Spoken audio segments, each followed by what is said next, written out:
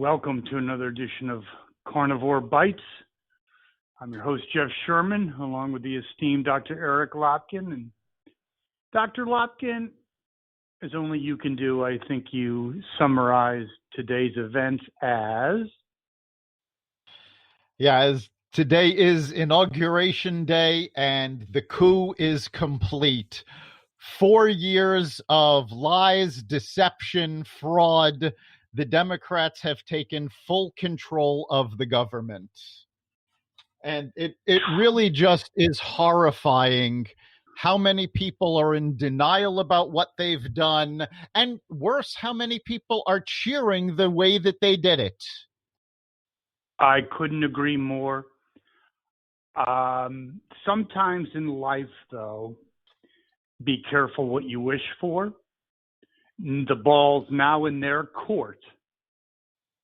I think what happened to Trump I don't know how history, now, again, we've talked about this. If it was a more sympathetic figure, I think it would have been more clear cut, but he did bring a lot of it on himself. Didn't deserve what happened. No, but he was antagonistic. He did not listen to advisors. He was a bull in a china shop. And the fact that the media was against him from day one. I mean, let's face it. History is just looking back at what we're now looking at current events. So the fact that the media is recording all of this with a negative spin, Trump has no legacy. His, history is not going to view him well. And I'm only hoping that historians will take a look and go, wait a minute, he had a historically strong economy. He had unemployment at historic lows for all people. He did 4 Middle East peace treaties, which was unprecedented. I'm hoping history actually looks back and goes, wait a minute, maybe he wasn't portrayed fairly. It could happen because years ago, 100 years, they had, the whole muckraking and the press was lambasted. It could happen. Yes. But this whole pie-eyed, 1950s, leave it to Beaver about, the democratic process, that is gone, baby. It is. I mean, the democratic process has completely failed us because that is as antiquated as leave it to Beaver. Yeah, it really is. I mean, when the people responsible for overseeing votes and making sure that they are counted fairly are forced out of the room and pushed away, and counting goes on without that oversight. And we know this happened because over 100 Democratic poll workers filed affidavits that they were not allowed to oversee the count. So we know that fraud went on.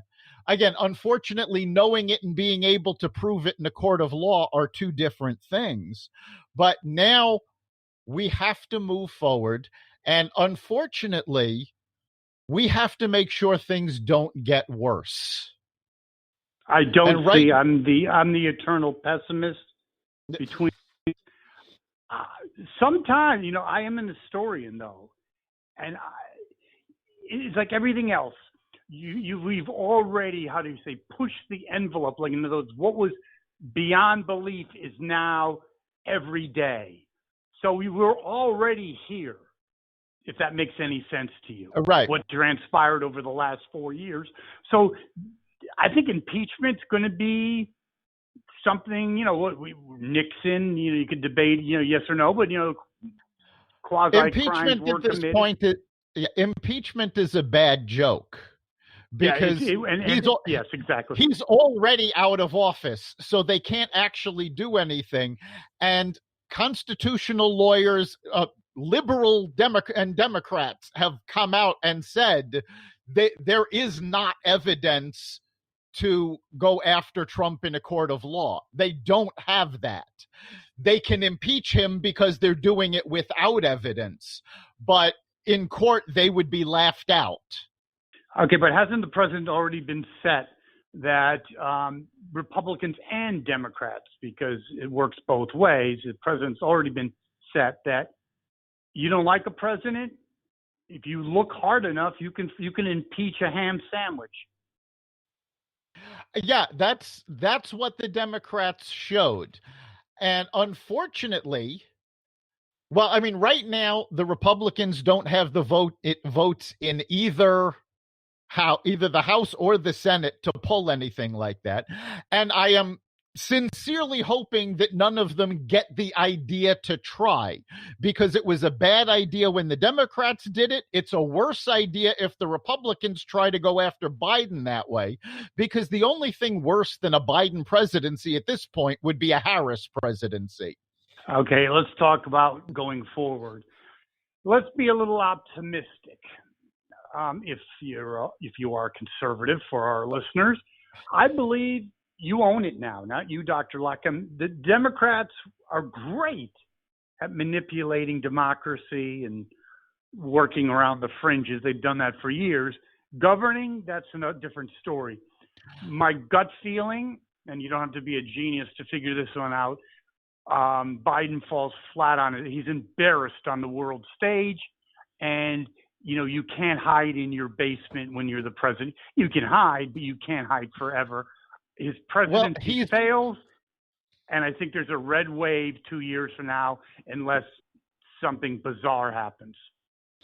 I have no doubt there will be a red wave in 2 years. On the global stage, Biden has already started embarrassing himself. He announced that one of the executive orders that he is signing today is to halt construction on the Keystone Pipeline. And the Canadians are pissed. He's already aggravated a foreign government because the Keystone Pipeline is not just a benefit to the U.S., it's a big benefit to Canada. And he's already aggravated 100%. It's already started. You'll see it in oil prices soon. Unfortunately, we're going to have to live through this. You're in, the business world. I think business is going to be negatively impacted. I truly do. There are a couple of things that he's pushing through that are going to cripple businesses going through. Most businesses are in a very precarious place right now. A lot of them don't know if they can reopen. A lot of them know that they're going to have to shut down. In this environment, in what he calls his COVID stimulus bill, Biden has already said he wants to raise the national minimum wage to $15. That's going to cripple small business and push them out of business. He's also said, I don't know if it's in the bill, but he's made comments about that he wants this. He wants grocery stores to pay their workers hazard pay retroactively. That's going to, grocery stores work at a very thin margin. That's going to cripple grocery stores, and it's going to increase the price of food, which of course we've talked about this.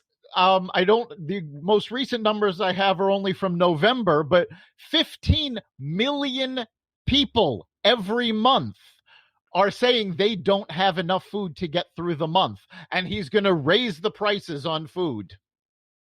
Well, you have to have a little comedic slant to this.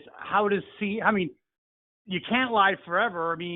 They owned it. They helped make it happen. How does CNN and MSNBC and all the others, how do they spin that? Yeah, I don't know how. No, I'm not talking about his presidency is going to be unspinnable.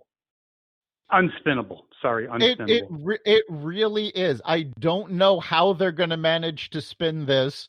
I suspect, and I'm basing this on what happened to CNN and MSNBC after Obama took office, that their ratings are just going to plummet because they don't have an enemy to go after anymore. And they don't have credibility either.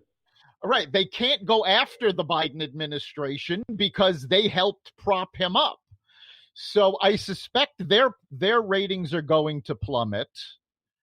We'll see what happens. You are going to see a plethora of new podcasts, new social media platforms, new conservative radio shows, because this is now an audience that feels they're trying to marginalize them. They're trying to take away their voice. So you are going to find that they are going to get more organized and come back stronger than ever.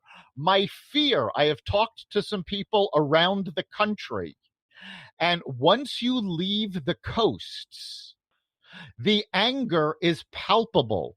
In fact, one person I spoke to in Indiana told me gun stores can't even keep ammo in stock because people are stocking up. I hope and I implore anybody who is listening not to resort to violence, but we are reaching a point where we are completely ungovernable, and we've got to step back from that. I would agree. One final question, more somewhat amusing. It's been amusing to me because I see the signs of huge houses with Biden, Harris. So how about the liberal intelligentsia, the boy and girl geniuses out there that thought it was a good idea to get rid of the yellow man, the orange man? How are they going to be digging this 2 years from now or a year and a half from now? What's their line then?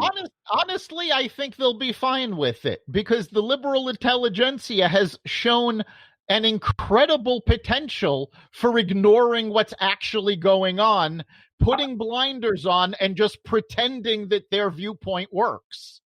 Okay, I agree with that. They've been exceptionally gifted at that.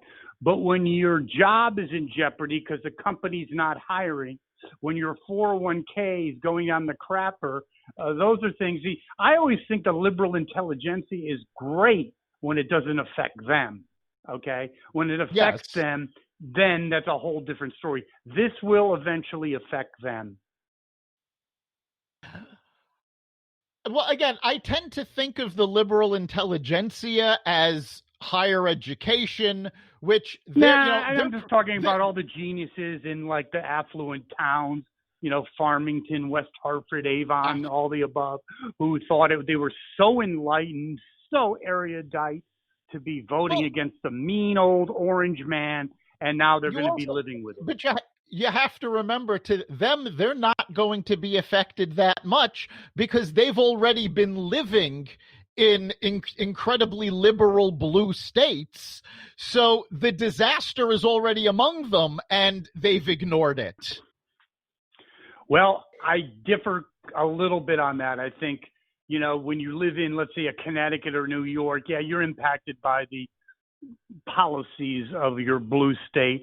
But they were lifted up in spite of being victimized by the locality and where they live, by Trump's policy. You remove Trump's policy and you have a double indemnity in terms of asinine policies. I think it's going to affect the people I'm talking. Not the intelligentsia, you're correct about that, the academics and all the above, or the trust fund babies, but your upper middle class, middle and upper executives, so on and so forth, it's going to affect them in a big way. And you know what? Andrew Cuomo yesterday has already said that if the federal government does not bail out New York, he is going to sue the Biden administration. So the Democrats are already fighting amongst themselves. They're all trying to grab their piece of the pie. And guess what? They're going to find out the pie's not as big as they think it is. And nobody is going to get what they really thought a Biden administration was going to be able to deliver. We'll have to stay tuned, and we will be live this Friday for another edition of Carnivore Bites. Thank you, Dr. Lopkin. We'll join you live on Friday at blogtalkradio.com/Carnivore Radio, where you can be part of the conversation and give us a call. We'll see you then. You've been listening to Carnivore Bites, part of the Exvadio Podcast Network. You can catch us every week on carnivoreradio.com, exvadio.com/podcasts, the Apple Podcast Store, Google Play, Spotify, iHeartRadio, and wherever you find podcasts.